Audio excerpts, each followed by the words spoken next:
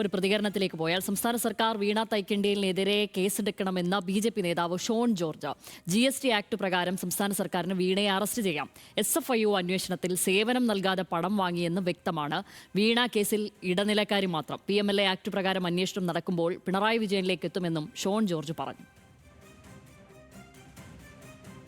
GST act പ്രകാരം സംസ്ഥാന സർക്കാർക്ക് ഇപ്പോൾ നിയമപ്രകാരം വീണ അറസ്റ്റ് ചെയ്യും. കാരണം നോൺ ബെയിലബിൾ ഒഫൻസാണ്.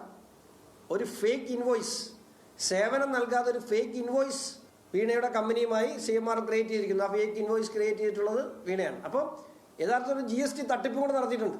ഇതിനകത്ത് എല്ലാവരും വീണ എന്ന് പറയല്ലേ. ഇത് അന്നത്തെ മുഖ്യമന്ത്രിയായിരുന്ന പിണറായി വിജയനാണ് പ്രതി. വീണ ഇതിനകത്ത് ഒരു ഇടനിലക്കാരി മാത്രമാണ്. വീണയ്ക്കെതിരായ അന്വേഷണത്തെ CPIM ഒരിക്കലും എതിർത്തിട്ടില്ലെന്ന് AK ബാലൻ പറഞ്ഞു. ED നടപടിയുമായി മുന്നോട്ട് പോകുന്നത് ഒരു FIR പോലും രജിസ്റ്റർ ചെയ്യാത്ത കേസിലാണ്. ഞങ്ങൾക്ക് നേരെ വന്ന കൈ UDF നേരെ തിരിയുമെന്നും AK ബാലൻ പറഞ്ഞു.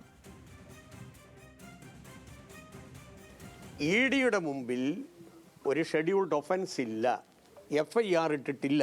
അന്വേഷിക്കട്ടെ, അന്വേഷിച്ച് കുറ്റവാളികളെ നിയമത്തിൻ്റെ മുമ്പിൽ കൊണ്ടുവരട്ടെ. അതിന് ഞങ്ങൾ ആരെങ്കിലും ഇതുവരെ എവിടെയെങ്കിലും എതിരായി നിന്നിട്ടുണ്ടോ?